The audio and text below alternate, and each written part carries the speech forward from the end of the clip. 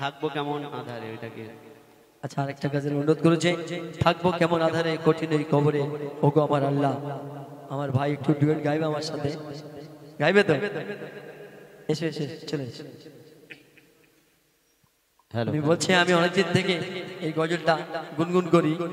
আমার গাওয়ার খুব ইচ্ছা যায়, তো যদি কখনো সুযোগ হয় দাদা তোমার সাথে একটু গাইবো,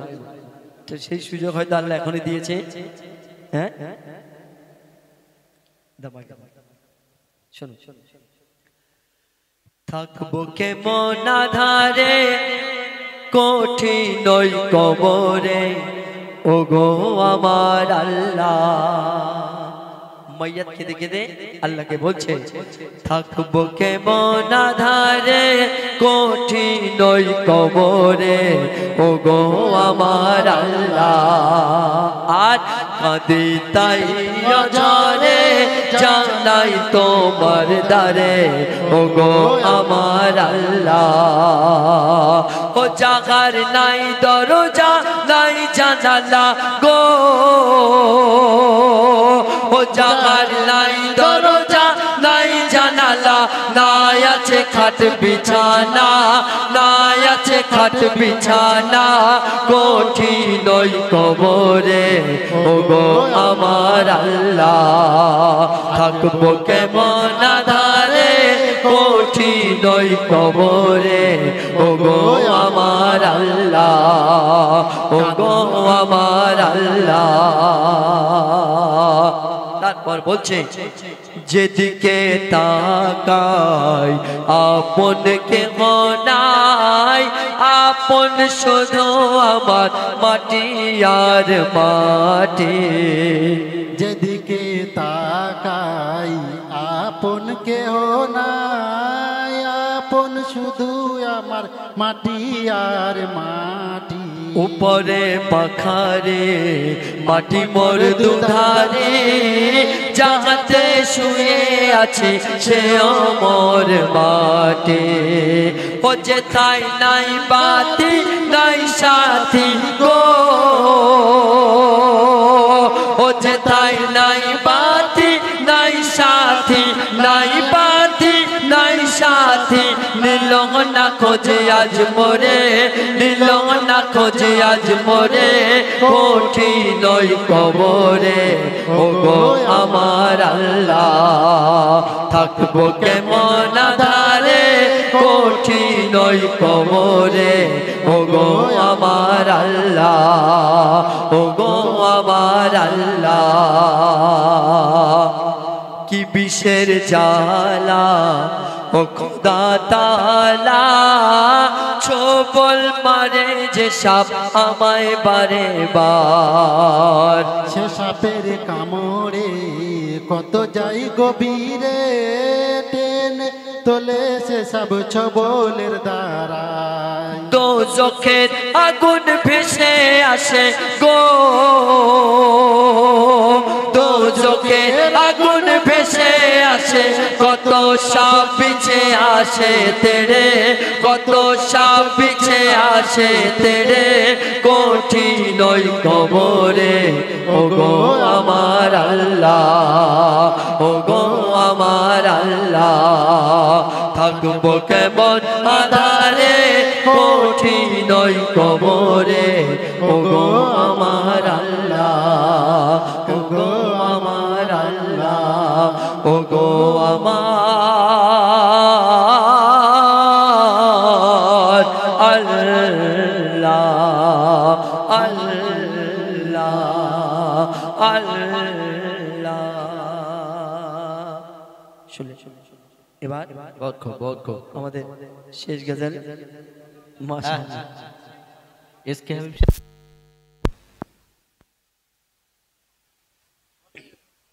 হ্যালো।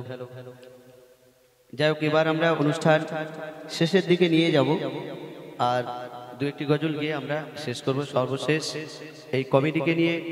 আজাদ সংঘ ক্লাব, নুরানি মসজিদ এবং ৮ নম্বর আমরা ইনশাল্লাহ সেই গজলটি মইদুলদা, হাবিবুর এবং আমি গিয়ে শোনাবো। তো আমার দাদা ফরমাইশ করলেন জনাব ইসকে হাবিব সাহেবের গাওয়া একটি গজল। অ্যাকচুয়ালি হ্যাঁ। এই আবুল কালাম এ কিন্তু একদম রিয়েলি এসকে হাবিবের ছাত্র। এসকে হাবিবের সাথে আমি আবুল কালাম ঘুমিয়ে যাবে। আবুল কালাম আরেকজন শিল্পী ছিল এসকে মিরাজ, এই তিনজন আমরা ছোট্টবেলা থেকে এসকে হাবিবের সঙ্গে অনুষ্ঠান করতে যেতাম। ও sorry, হাবিবুর আছে। হাবিবুর রহমান ওটা ইসকে হাবিবের ছেলে। এসকে হাবিবের ছেলে, মানে এসকে হাবিবের একটু চেহারাটা ভালো ছিল, গোলগাল ছিল, আর ও ঠিক ওরকম, ওকে দেখে লোক বলতে এটা এসকে হাবিবের ছেলে। আর আমরা সব বানের ওই তো জলে তার। ভেসেছিলাম। এখন খুব না, অসুস্থ শরীর- উনি, হ্যালো মানে হ্যালো শারীরিক কন্ডিশন হ্যালো এটা সত্যি ভালো হ্যাঁ। Hello hello hello hello hello ঘুমিয়ে যা রে লালা মারে, কিছু নেই তোকে দেবা, ঘুমিয়ে যা রে লালা মারে, কিছু নেই তোকে দেবা, ये ফতেমা আজ বেগানা, এক দানা নেই ঘরে খাবার, ঘুমিয়ে যা রে লালা আমার, কিছু নেই তোকে দেবার, আয় আয় আকাশের চাঁদা, এই নে চুমা দে এর পায়, আয়ে আয় আকাশে চাঁদা, এই নে চুমা দে রে পায়, মোর মাসুমলি মোর মাসুমলি জানের কোলি, তুই এলি বাপ রোজার মাসে, একটু দুধ খারে শোধো মধু নিয়ে দেখে আসে, ও দেহর মালিকা ওর মালিকা, তোরা ফিরে যা, রেখেছে রোজা না নামাজ, ঘুমিয়ে যা রে লালার, কিছু নেই তোকে দেবার, আয় আয় আকাশে চাঁদা, এই নে চুমা দে রে পায়। তারপর কবি লিখছে শোনো আসমান সে দিন, আসমান সে দিন মেঘে ঢাকা, যাইনি রোজার চাঁদ দেখা, চাঁদ না দেখে রোজা রাখে, মননে যায় না দেখা, শুনে আজান, শুনে আজান, মোর গৌসুল আজম তবে দুধ পান করে মার, ঘুমিয়ে যা রে লালার, কিছু নেই তোকে দেবার, আয় আয় আকাশে চাঁদা, এই রে চুমা দে রে পায়। ধন্যবাদ। যতটুকু জানা ছিল আমরা গাইবার চেষ্টা করলাম, তার জন্য দোয়া করবেন। তিনি শারীরিকভাবে অসুস্থ হয়ে পড়েছেন, আপনারা দোয়া করবেন। এবার না ও জমজম না যে ছমছম, ওইটা তিনজন মিলে গে ডাক্তারবাবু বলেছে ঠিক কথা আছে রাখতে হবে আচ্ছা ঠিক আছে, ওটা গাইব শেষে। জমজম নাচে ছম ছম, খুলেছে কাবার দোর, নাচে আবে কাউসার এসেছে নবী বল ওই জমজম নাচে ছম ছম খুলেছে কাবার দোল নাচে আবে কাউসার এসেছে নবী বল ওই জমজম নাচে ছম ছম খুলেছে কাবার দোল নাচে আবে কাউসার এসেছে নবী বল মা আমিনার ঘরে গেল আলোতে ভরে মা আমিনার ঘরে গেল আলোতে ভরে ওই খোদার সকল নয়ের নকল থাকো কামলির চাদর জমজম নাচে ছম ছম খুলেছে কাবার দোল নাচে আবে কাউসার এসেছে নবী বল ওই জমজম নাচে ছম ছম খুলেছে কাবার দোল নাচে আবে কাউসার এসেছে নবী বল অত্যাচার আর হাহাকা দিকে জগতে আর হবে না সব জুলুমের নাশ করিতে এলো সাগে মদিনা মিল মোহাম্মত হবে এবার একে অপরের সাথে হাসি খুশি ধরে যাবে জুলুমের এই দুনিয়াতে নবীর মুখে যে কথা তাজা কোরআনের পাতা নবীর মুখে যে কথা তাজা কোরআনের পাতা ওই পাপী শয়তান ভয় খানে কান চলবে না আমার ঝোল জমজম নাচে ছম ছম খুলেছে কাবার দোল নাচে আবে কাউসার এসেছে নবী বল ওই জমজম নাচে ছম ছম খুলেছে কাবার দোল নাচে আবে কাউসার এসেছে নবী বল মেঘেদের প্রতি তারা করতো বড় ব্যভিচার মাটিতে পুঁতে দিত জন্ম নিত মেয়ে যাহারে মেঘেদের স্বামী যখন দুনিয়া থেকে বিদায় নেয় সেই মেয়েকে জ্বলন্ত আগুনে পুড়িয়ে মারা হয় আর কি করতো করতো নারী নির্যাতন নারী সবার মা বোন করতো নারী নির্যাতন নারী সবার মা বোন দয়ার নবী সেই মেয়েদের দিল মায়ের কদল জমজম নাচে ছম ছম খুলেছে কাবার দোল নাচে আবে কাউসার এসেছে নবী বল ওই জমজম নাচে ছম ছম খুলেছে কাবার দোল নাচে আবে কাউসার এসেছে নবী বল সব শেষে কবি লিখছে শোনো নবীজি বলে গেছেন হাদিসের পাতায় পাতায় ফিরে আসবে এই জুলুম দেখে নেবে সে জামানায় শস্যে পরিমাণ থাকিলে ইমান সে হবে ইমানদার লুট চিন্তাই রাগা জানি চলবে আবার বেসুমার শোনো শোনো মুসলমান সত্য করে নাও ঈমান শোনো শোনো মুসলমান সত্য করে নাও ঈমান বৈদুল ইসলাম দুনিয়ার নেশায় আছিস কেন বিভোর জমজম নাচে ছম ছম খুলেছে কাবার দোল নাচে আবে কাউসার এসেছে নবী বল ওই জমজম নাচে ছম ছম খুলেছে কাবার দোল নাচে আবে কাউসার এসেছে নবী বল পরিবেশন করে শোনাবো মা ফাতেমার ঘটনা যেটা বলছিলাম। আপনারা এখানে আমার মা বোনেরা অনেক উপস্থিত রয়েছেন, অনেকে আরামে বসে আছেন ভালোভাবে, অনেকজনা একটু চেঁচামেচি করছেন, অনেকজনা ঝগড়া ঝামেলা করছেন। তো আমি অনুরোধ করবো একটু ধীর স্থির ভাবে বসার জন্য, যে একটি শিক্ষামূলক গজল আপনাদের সম্মুখে তুলে ধরবো। এই গজলটা মন দিয়ে শুনতে হবে, তবে বুঝতে পারবেন যে গজলের মাধ্যমে কি লিখেছে। আমরা শুনেছি মা ফাতেমা এবং কেটুরিয়ার বিবি মা ফাতেমা, ওই ইহুদি নারী, অনেক ঘটনা শুনেছি। আমি আপনাদের সম্মুখে তুলে ধরবো মা ফাতেমার জীবনী থেকে একটা খুব গুরুত্বপূর্ণ ঘটনা আপনাদের সম্মুখে তুলে ধরবো। যে একদিন হযরত আলী যুদ্ধে যাবে,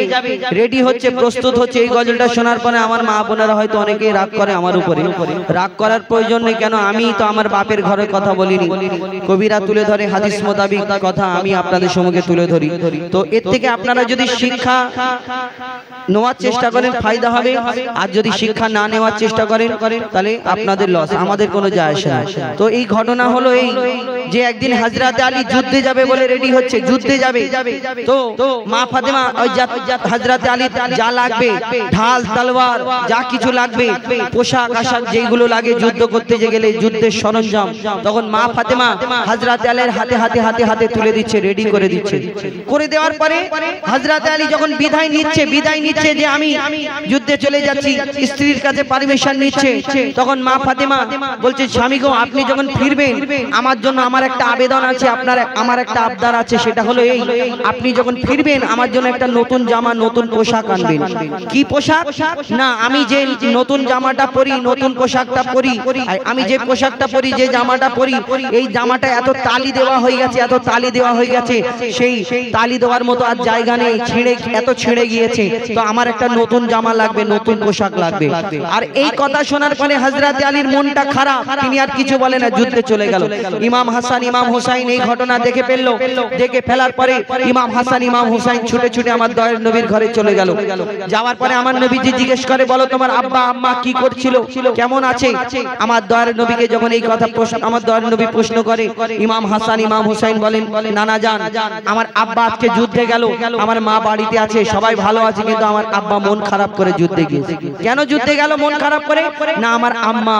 আমার আপনার মেয়ে, আপনার কন্যা আমার আম্মা জান মা ফাতেমা ওই একটা নতুন জামা চেয়েছে, এই কারণে আমার আব্বার মনটা কষ্ট। এই কথাটা শোনার পরে আমার দয়ার নবী চুপ, কোনো কথা বলে না, চোখ থেকে টপ টপ করে পানি ঝরে। কি ঘটনা হয় কবি ছন্দের মাধ্যমে লিখছে দেখো,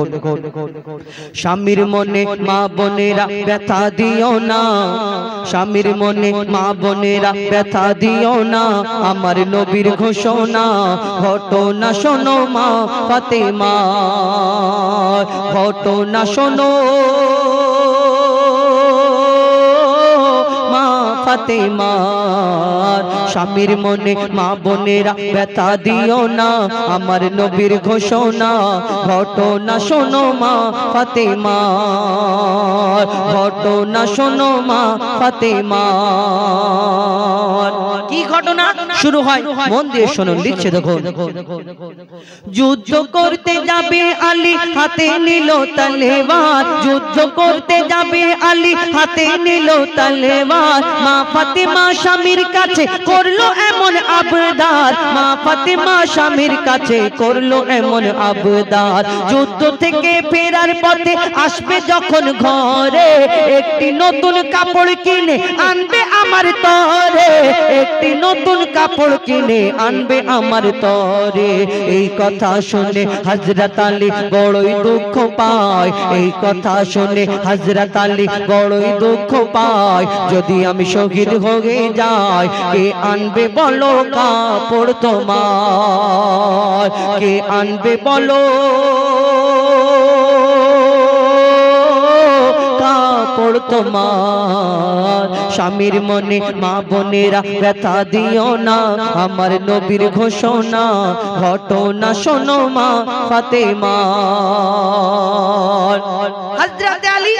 মন খারাপ, মনটা ছোট্ট করে যুদ্ধের দিকে চলে যায়, রওনা দেয়, আর এইদিকে মা ফাতেমা নিজের বাড়িতে কাজ করে, আর ইমাম হাসান ইমাম হুসাইন ছুটে ছুটে দয়ার নবীর ঘরে চলে গেল। গিয়ে যখন আমার নবীজি জিজ্ঞেস করে বলো তোমার আব্বা মা কি করছিল, আমার দয়ার নবীকে যখন ইমাম হাসান ইমাম হুসাইনি উত্তর দেয়, বলে আমার আব্বা যুদ্ধে গেল কিন্তু মনটা একটু খারাপ। কেন কি হয়েছে? না আমার আম্মা একটা নতুন জামা চেয়েছে, এই কারণে মনে একটু কষ্ট পেয়েছে হয়তো। এই কথা শোনার পরে আমার দয়ার নবী চুপ থাকে, আর টপ টপ করে পানি ঝরে। কি হয় তারপরে কবি ছন্দের মাধ্যমে লিখছে দেখো,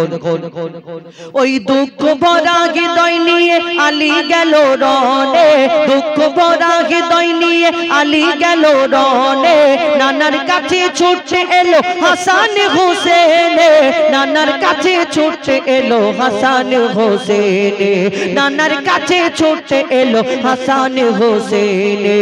আপুর কাছে নতুন কাপড় চেয়েছে আম্মি জান, তাই আব্বুর মনটা খুবই খারাপ ছিল যে সে পেরেশান, আব্বুর মনটা খুবই খারাপ ছিল যে সে পেরেশান। এই কথা শুনে দয়ার নবীর কান্না থামে না, এই কথা শুনে দয়ার নবীর কান্না থামে না। কি ভুল করলো ফাতেমা, কি করলে বলো বেটি আমার, কি করলে বলো বেটি আমার। দয়ার নবী বড় কষ্ট পেয়েছেন। এইদিকে মা ফাতেমা নিজের বাড়িতে কাজ করে, চিন্তা করে, আর এদিকে হযরতে আলী যুদ্ধে চলে যায়। কিন্তু মা ফাতেমা দেখছে কাজ করছে, নিজের বাড়িতে আছে, কিন্তু আমার দয়ার নবী প্রত্যেকদিন মা ফাতেমার বাড়িতে দেখা করতে যেতেন, মেয়েকে দেখতে যেতেন। কিন্তু একটা সময় হলো 3 দিন মা ফাতেমার বাড়িতে আমার দয়ার নবী আর যায় না, আর যায় না। মা ফাতেমা চিন্তা করে আমার আব্বার শরীরটা খারাপ নাকি, ছুটে ছুটে ওই মা ফাতেমা আমার দয়ার নবীর ঘরের সামনে এসে পৌঁছে গেল হাজির। তারপর কি হয় কবি ছন্দের মাধ্যমে লিখছে, দেখো ও যার মুখ না দেখে ঘুমাতো না দয়ার নবীজি আমার, যার মুখ না দেখে ঘুমাতো না দয়ার নবীজি আমার, রাতের পরে রাত কেটে যায় মুখ দেখে না ফাতেমার, রাতের পরে রাত কেটে যায় মুখ দেখে না ফাতেমার। মা ফাতেমা ছুটে এলো আব্বা জানের কাছে, তবু বেটির মুখ দেখে না পেছন ফিরে আছে, তবু বেটির মুখ দেখে না পেছন ফিরে আছে। বলছে নবী ও গো বেটি বাড়ি চলে যাও, বলছে নবী ও গো বেটি বাড়ি চলে যাও, আগে স্বামীর কাছে ক্ষমা চাও, তবে করবে ক্ষমা আল্লাহ আমার, তবে করবে ক্ষমা আল্লাহ আমার। নবীজি বলছে আগে স্বামীর কাছে ক্ষমা চাও, বাড়িতে চলে যাও, তারপরে তুমি আমার কাছে আসবে। কিন্তু এখন আমরা বর্তমানে কিছু প্রধানমন্ত্রী মার্কা মা আছে, এদের ক্ষমতা আছে, অনেক অনেক পাওয়ার আছে, পাওয়ারফুল ফ্যামিলির যদি মেয়ে হয়, আর একটু টাকাওয়ালা ঘরের মেয়ে যদি হয়, আর বিয়ের পরে যদি শ্বশুর বাড়ি গিয়ে একটু কষ্ট যদি পায়, স্বামী 2-4টে যদি কথা বলে, আর কি হয় মাকে ফোন করে বলে মা গো তুমি আমাকে এমন জায়গায় বিয়ে দিলে, এর থেকে ভালো আমার গলায় কলসি ঢুকিয়ে আমাদের বাগানের পুকুরে ডুবিয়ে যদি মেরে ফেলে দিতে তবু আমি আরামে থাকতাম। মরে গেলে নাকি আরামে থাকে, আল্লাহ মরে গেলে নাকি আরামে থাকে, যাই হোক তো এর থেকে আমি আরামে থাকতাম। বলে তখন মা বলে ফোন করে যে কেন কি হয়েছে, আমাদের কি ক্ষমতা কম আছে না আমাদের টাকা কম আছে? হ্যাঁ তোকে যদি 4টে কথা বলে তুই 8টা বলে নিবি, তারপর তোর পিছনে আমরা আছি দেখে নেবো। আর তোকে যদি 2-4 ঘা মারে তুই 4-6 ঘা মেরে আদায় করে নিবি, তারপরে যা অসুবিধা হয় তুই চলে আসবি, তারপরে আমরা দেখে নেবো, এখান থেকে দেখে নেবো ক্ষমতা। এই ক্ষমতা দেখায় যে মেয়ে শ্বশুর বাড়ি কিছু গন্ডগোল হলে আমরা কি ক্ষমতা দেখা। আমার দয়ার নবী বলছে আগে স্বামীর কাছে গিয়ে ক্ষমা চেয়ে না। এই প্রধানমন্ত্রী মার্কা মা গুলো জানে না যে যখন মারা যাবো তো বেশি দিন বাঁচবে না, বুড়ি হয়ে গেলে কতদিন বাঁচবে, কবরে তো অর্ধেক পা চলে যায়, সারা জীবন তোমার মেয়েকে কোলে করে নিয়ে বসে থাকবে না, এ তো ভাইয়ের বাড়িতে এসে পড়ে থাকবে, কিন্তু তার জীবনটা নষ্ট হয়ে যাবে। এইটি চিন্তা ভাবনা করা দরকার। কবি ছন্দের মাধ্যমে সেই সম্পর্কে লিখছেন, মা ফাতেমা নিজের বাড়িতে চলে গেল, আব্বা জানের কথা শুনে দরজা বন্ধ করে বসে থাকে, ডুকরে ডুকরে কাঁদে। তারপর কি হয় শেষ কথাই লিখছে দেখুন,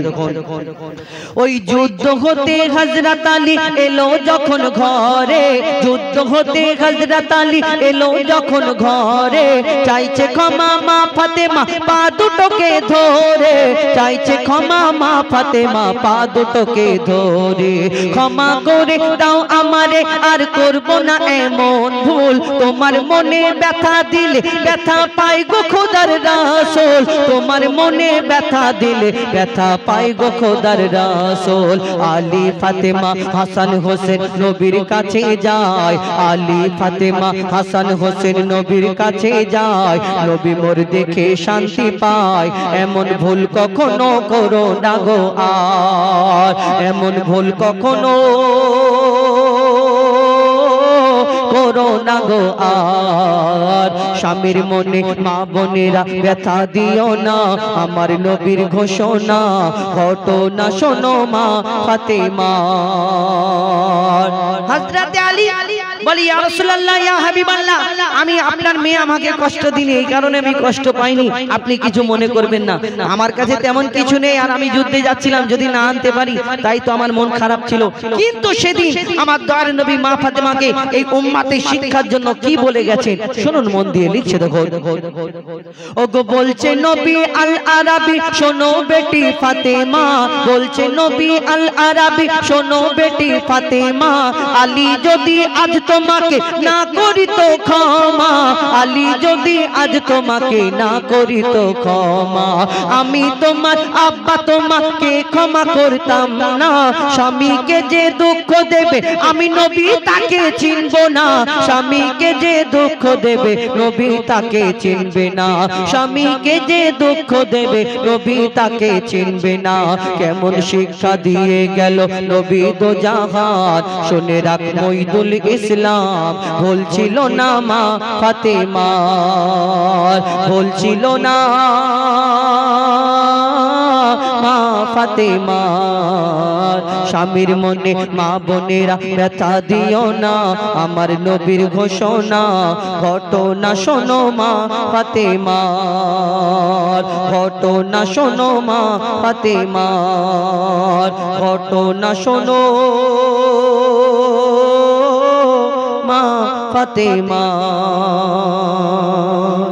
শুনেন এটি ঘটনামূলক গজল তো ঘটনামূলক গজল একটানা ভালো লাগে না যাই হোক আমি বোঝাতে চাইলাম আপনাদের সম্মুখে অনেকজনা হয়তো খারাপ ভাববেন না যেটা হাদিস মোতাবিক কথা আমি আপনাদের সম্মুখে তুলে ধরলাম আর আগেকারের নারীরা তো তবু একটু ভালো ছিল দাদিদের যুগে দেখতাম ওই কাজ থেকে যদি ফিরতো দাদারা এসে দাঁড়িয়ে থাকতো কি লাগবে গো পানি লাগবে গামছা লাগবে লুঙ্গি লাগবে আর এখনকার ডিজিটাল যুগ আমরা মোবাইল দেখে দেখে সবাই স্মার্ট হয়ে যাচ্ছি আস্তে আস্তে পরিবর্তন হয়ে যাচ্ছে ডিজিটাল হয়ে যাচ্ছে তো আমাদের মা বোনেরা কি করে স্বামী যদি বাইরে থেকে কাজ থেকে ফিরে যদি বলে হ্যাঁ গো মনির মা কচির মা আমার লুঙ্গিটা কোথায় আর যদি ওই মনির মা বা কচির মা আপনাদের কি বলে জানি না যদি একটু কাজের চাপ থাকে আর দেখা যাচ্ছে লুঙ্গি ওখানে দেখা যাচ্ছে ওখানে রাখা রয়েছে তখন কাজ করতে কেন চোখে 40 হয়েছে দেখো চোখে 40 হয়েছে দেখো মানে ওখানে রাখা রয়েছে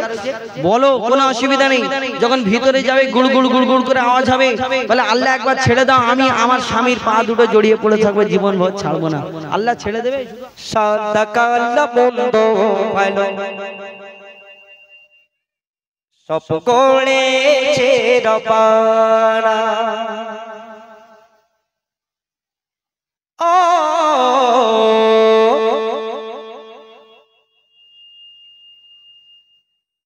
সদাকাল বন্ধ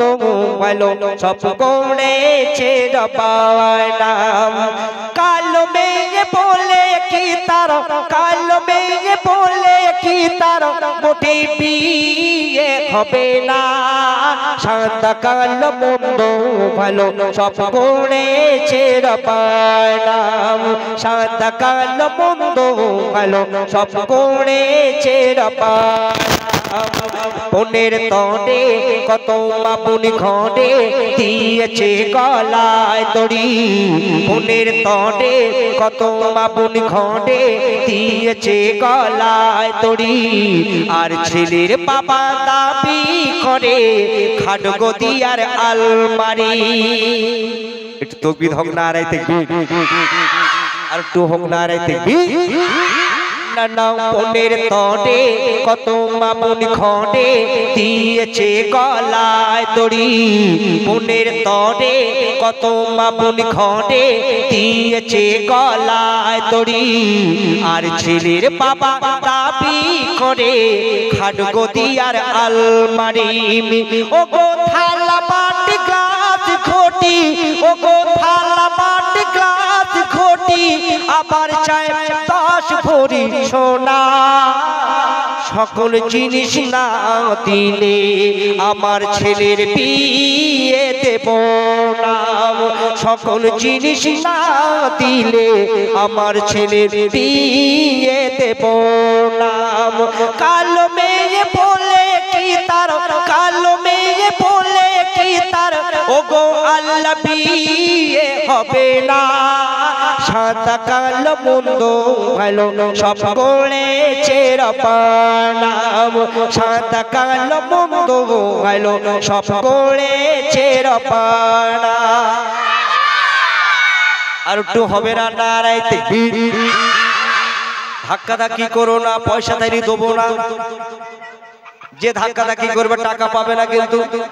একদম দাঁড়িয়ে দাঁড়িয়ে আরেকবার তাকবীর দাও নারাইতে কোরআনের আয়াত কালো হাদিসের বর্ণ কালো কোরআনের আয়াত কালো হাদিসের বর্ণ কালো আর কালো ছিল বলে চন্দ্র আজ এত শোভা পেল কোরআনের আয়াত কালো হাদিসের বর্ণ কালো আর কালো ছিল বলে চন্দ্র আজ এত শোভা পেল ও গো হোসনে হেনার সোনার পেলাল ও গো হোসনে হেনার সোনার পেলাল কালো কি ছিল না সাদা কালো মন্দ ভালো সব করেছে রব্বানা সাদা কালো মন্দ ভালো সব করেছে রব্বানা অতি সুন্দর কথা শুনবেন কাবা কালো কামলি কালো কালো চোখের শর্মা ও গো কাবা কালো কামলি কালো কালো চোখের শর্মা আর কালো নিয়ে যত মাতা মাতি এই জগৎ কেন বলো না কাবা কালো কামলি কালো কালো চোখের শর্মা আর কালো নিয়ে যত মাতা মাতি এই সমাজ কেন বলো না ও গো মা পুনের পরকা কালো ও গো মা পুনের পরকা কালো তোমরা কি জানো না সাদা কালো মন্দ ভালো সব করেছে রব্বানা সাদা কালো মন্দ ভালো সব করেছে রব্বানা কালো মেয়ে বলে কি তার ও গো আল্লাহ বিয়ে হলো না সাদা কালো মন্দ ভালো সব করেছে রব্বানা সব করেছে রব্বানা সব করেছে রব্বানা রব্বানা রব্বানা রব্বানা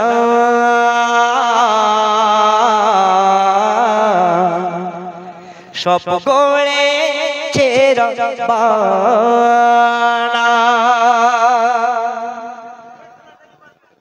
গজল ভালো লেগেছে আপনাদের মাশাআল্লাহ এইভাবে আমাদের একটু সহযোগিতা করবেন আমরা যতক্ষণ থাকবো আমরা কিন্তু আপনাদের মেহমান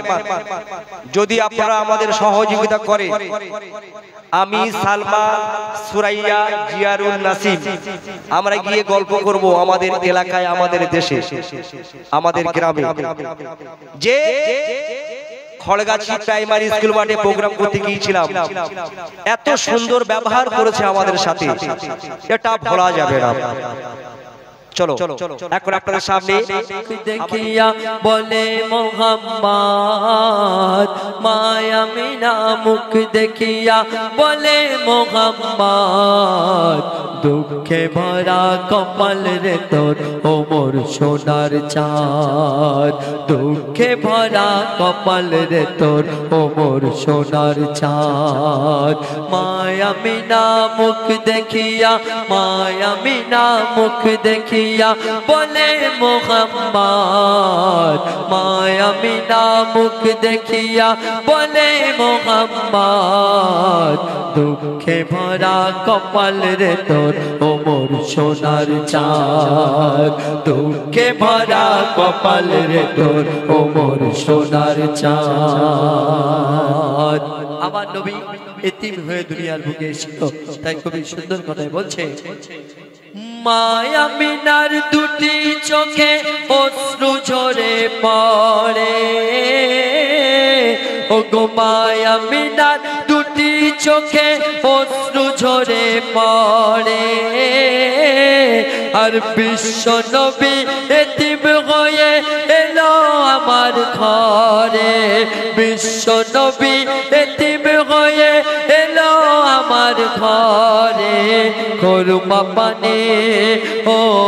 খরমা পানি খেয়ে নবী কাটায় কত রাত খরমা পানি খেয়ে নবী কাটায় কত রাত দুঃখে ভরা কপাল রে তোর ও মোর সোনার চাঁদ দুঃখে ভরা কপাল রে তোর ও মোর সোনার চাঁদ মায়া মিনা মুখ দেখিয়া মায়া মিনা মুখ দেখিয়া বলে মোহাম্মদ দুঃখে ভরা কপাল রে তোর ও মোর সোনার চাঁদ দুঃখে ভরা কপাল রে তোর ও মোর সোনার চাঁদ তারপর বলছে সবার সেরা নবী হয়ে ছেঁড়া কাপড় পরে ওগো সবার সেরা নবী হয়ে ছেঁড়া কাপড় পরে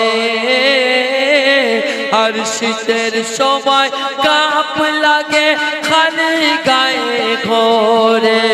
শীতের সময় কাপ লাগে খালি গায়ে ঘোরে খরমা পানি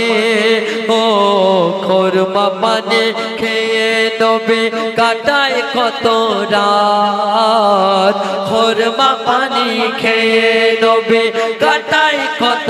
রাত দুঃখে ভরা কপাল রে তোর ও মোর সোনার চাঁদ দুঃখে ভরা কপাল রে তোর ও মোর সোনার চাঁদ দুঃখে ভরা কপাল রে তোর ও মোর সোনার চাঁদ দুঃখে ভরা কপাল রে তোর ও মোর সোনার চাঁদ